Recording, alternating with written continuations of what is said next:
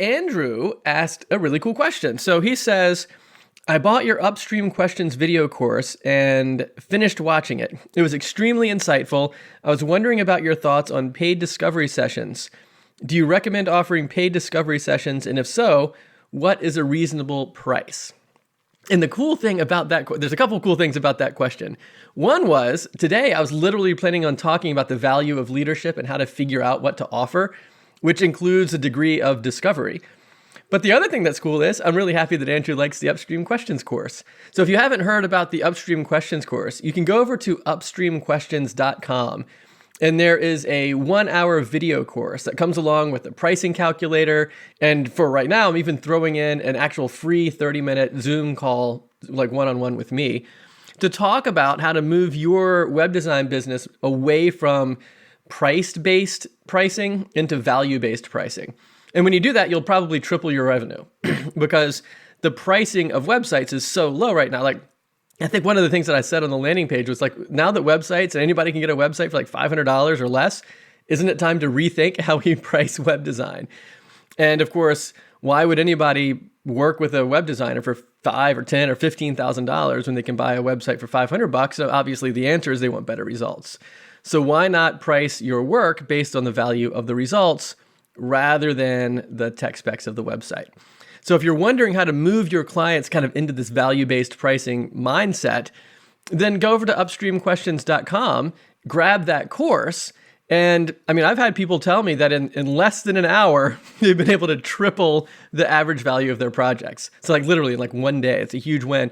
And if it's not, it's a 100% money back guarantee refund there too. So if for whatever reason you don't feel like it's going to work for you or you don't like it, let me know. Happy to refund you. So back to Andrew's question about discovery sessions. Now here's an interesting thing. So what I'm going to do is I'm going to actually tell you how I really like to do it. And then we'll go on like a little quick fix, like if you aren't there yet. So what I really like to do is come up with a solution before meeting with the client, right? So like if you can come up with a solution that you're kind of known for, like you're the go-to guy for restaurants who want to add online ordering, curbside pickup, delivery, and all that stuff, pull people off of Uber Eats and away from DoorDash and paying those 30% commissions and all that stuff. And they can go to you and basically pandemic-proof their restaurant. Wouldn't that be great, right?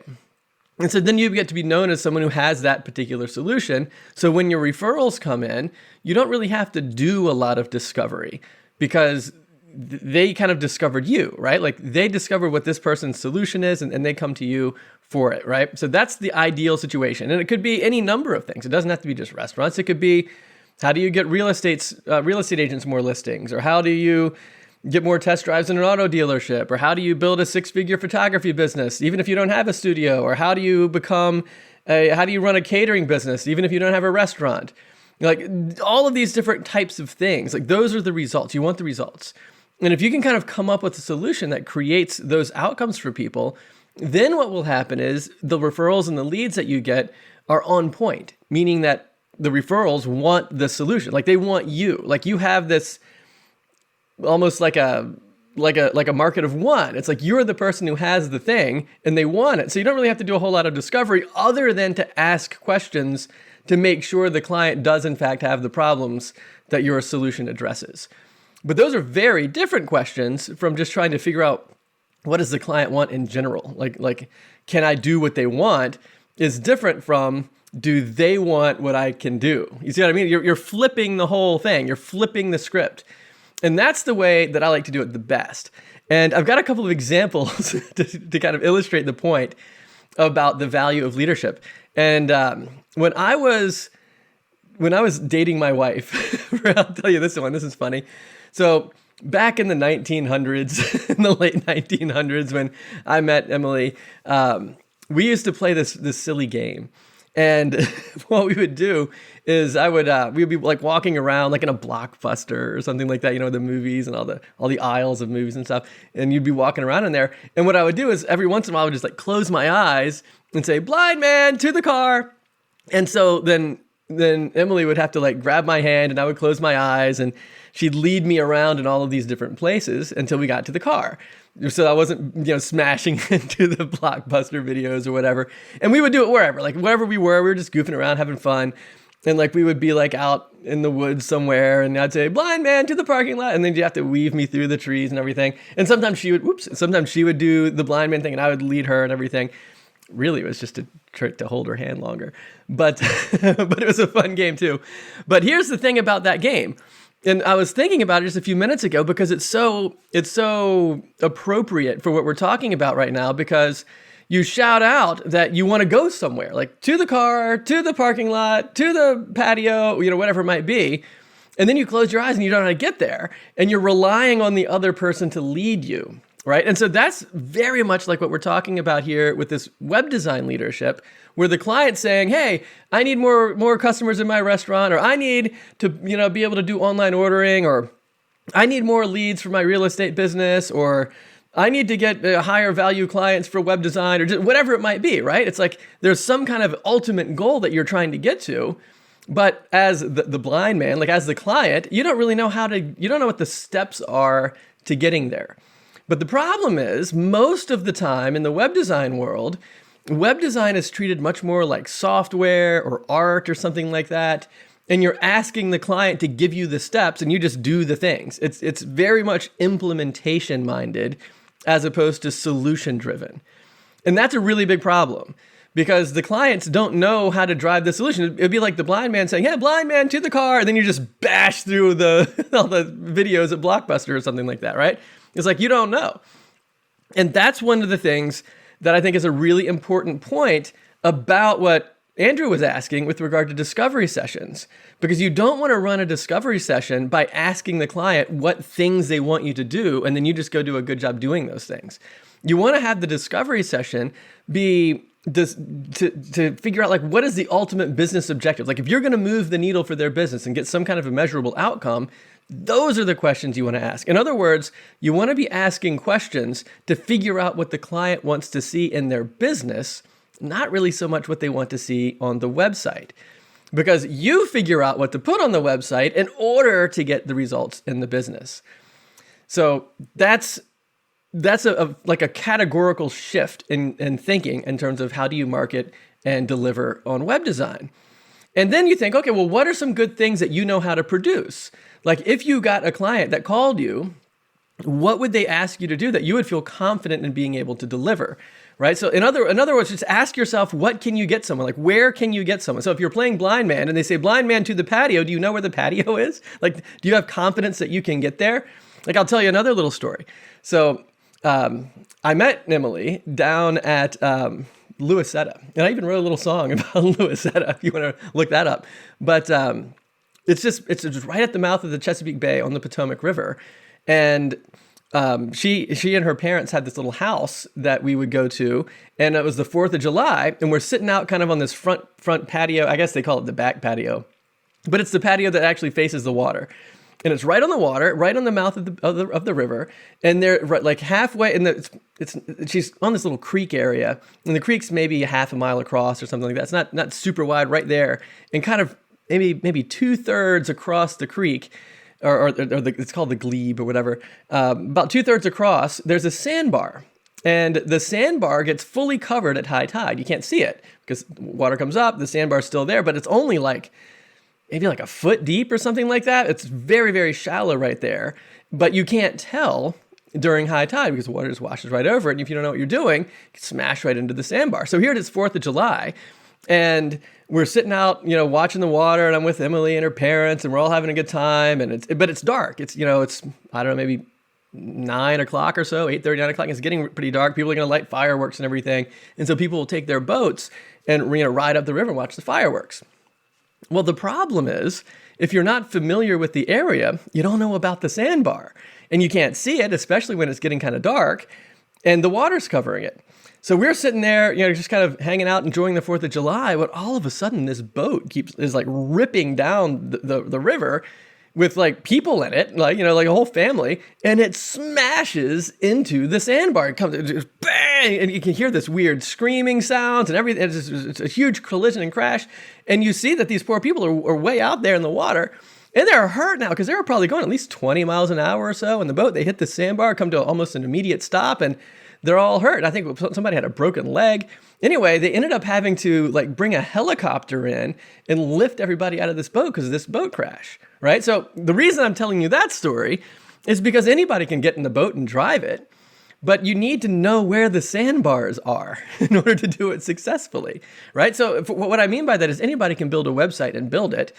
But like, what if you're trying to sell CBD products and you get a client that has CBD products that they want to sell, and they just go to some garden variety web designer who just starts spinning up a site, and the next thing you know, they're blocked from Facebook, they can't run their ads, you can't process payments, and the payments are getting declined from the payment gateway and all this other stuff because of high risk transactions, all this other stuff. They just crashed into the sandbar. You see what I mean? But if you have taken the time to be able to go deep, to say, well, I know what kind of payment gateway you need to use if you're going to sell CBD products, and I know how to market that and advertise for that on Facebook without getting banned, that's a much better situation. So now you're the kind of person who's captaining the boat, but you know how to avoid the sandbars and have a successful 4th of July. That's really where you want to be. You want to be that kind of a leadership-driven consultant, I guess is the best word for it, where you know how to navigate the waters so that you can have a successful journey. And that's what you want to ask yourself. Like, what do you know how to do to be able to achieve that type of an outcome for someone? Like, what waters do you know how to navigate? Because like, if it were me, I know how to navigate right there in the mouth of the bay, right where the Potomac is. I spent my whole life growing up there. But if someone said, hey, go over to the Wicomico River or something like that, it's like, I don't really know that water, right? So I don't know how to navigate there. But if you want to get around in this Potomac, I'm the man, right? So I literally spent my whole life growing up there. So I know all the nitty gritty details. That's what you want to be with regard to web design. It's like if somebody wants to say, hey, can you help me launch this CBD product business or something? And you want to be like, yeah, I can crush it with that. But if you want to know how to get more clients for your retirement home or something, it's like, I don't really know how to do that. You know what I mean? So you want to think, well, what kind of results do you really feel comfortable delivering for someone? And then wrap that up into like a pre-made solution and then get clients that want that outcome. And that's the best way to go about discovering what clients need and kind of communicating that back and forth is ask yourself, where can you get someone? Like, what do you know how to do with regard to business outcomes? And then you leverage all your tech skills to pull that off. And figuring all of that stuff out is basically a 3-step process where the first step is who is it going to be for? Like, who wants the thing? Like, who's your audience? Because you don't want it to be everybody, and you don't even want it to be everybody but under another name. You know what I mean? It's like sometimes people will be like, oh yeah, well, I don't work for everybody, I just work for small business. And I like help small businesses grow. It's like, that's still everybody. Like, what is this? Everybody thinks they're a small business. Unless you're like the government or Amazon or something, everybody thinks they're a small business. So do you mean like the guy that does like tree removal services, or are you talking about like, a retail business and like the local hardware store? It's like, that doesn't mean anything, right? The same thing can be said for like nonprofits. It's like, what kind of, are you talking about like churches? Are you talking about environmental causes? Are you talking about political campaigns? Like, you can't just say nonprofits. You want to really dial it into something very specific where people get the result that you're really offering. So you want to figure out who is this for? And then you want to think, what do they want, right? So like, what does this audience want? And then how do I make that happen? So it's those 3 steps. Who is it for? What do they want? How do I make it happen? And like for me, like I remember just before really getting deep into DoubleStack, one of the things I was doing was run an e-commerce platform. And not too many people know this, but me and my team, we powered all of the, well, not all, but a huge chunk of the PCI compliant payments in WooCommerce for a couple years. Like this is back before like Stripe had all of their JavaScript stuff going on. And we had this payment gateway system that was PCI compliant inside of WooCommerce, and it got up to making like over $100,000 a month just from that one product, right? So like that's huge. And so then you think, well, why was that successful? What's the magic recipe that made that work? Well, who was this for? Well, it's for people that want to spin up a store in WooCommerce, so very specific audience. And what do they want? Well, they want to be able to process payments securely without having to buy dedicated servers and deal with all the PCI compliance hassle on their own, because that's complicated and expensive and nobody knows how to do it. Okay, WooCommerce people, secure payments. and I know how to make it happen. So we dug into the details of all the, like, how do you do a PCI compliant payment, and what servers configurations do you have to have? And it was so crazy detailed with, like, you had to disable FTP, and you had to have the database on a different server from the web server, and like all of these different things to be able to pass the PCI compliance tests. And you had to do pen testing, all these different things. But like, nobody cares about the how I make it happen. They just care about, I want to be able to process payments securely without putting my customers at risk, without having to spend all the money and all the time and hassle of being like a PCI compliant payment provider myself. So that was a huge win, huge success. Another one, DoubleStack itself. It's like, okay, well, who is it for? Well, it's for web designers who would like to build a 6-figure business on their own that they can own and run right out of your house. You don't even have to have like an office if you don't want to. You can make 6 figures on your own. What do they want? Well, they want the freedom that comes from that. They want the satisfaction of helping their clients at a deeper level. They want the financial freedom that comes from being able to just do awesome work. So, okay, well, how do I make it happen? Well, I've been making it happen for years. I made it happen for myself. I've got the recipe. I've coached hundreds of different other web designers how to do it. So like, if there are web designers out there who want to build a 6-figure business working on their own, well, they can join DoubleStack and get that result. And that's why that's so successful. So that's the golden recipe here. It's like, who is it for? What do they want? How do I make that happen? Putting all of that together into a solution, like a system, and then getting people who want the result from that system.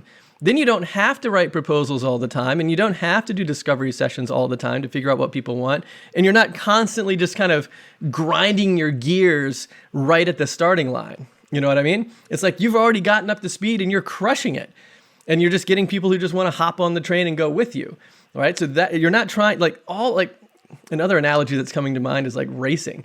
It's like almost all the fuel, or just driving your car in general, all the fuel comes from accelerating, like getting up to speed.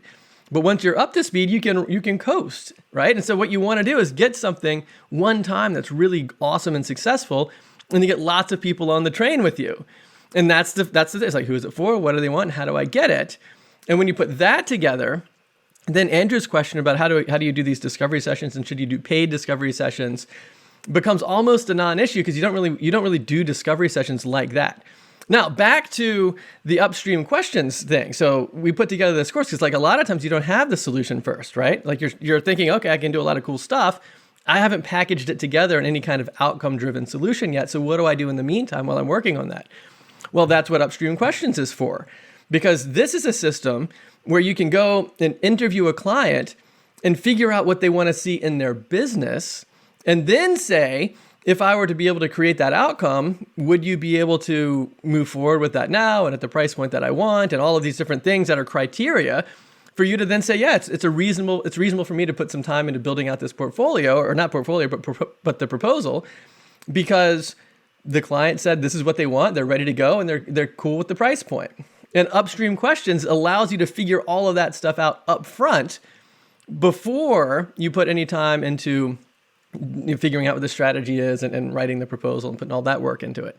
And that's really helpful, because having you had the situation where you meet with a client, I mean, I know I've had this like tons of times in the past, which is why I put the upstream questions thing together in the first place. Was I would go to these meetings, meet with the client, and everything seems great, right? Like you're meeting with the client, everyone seems friendly and good to go, and it's all working out great.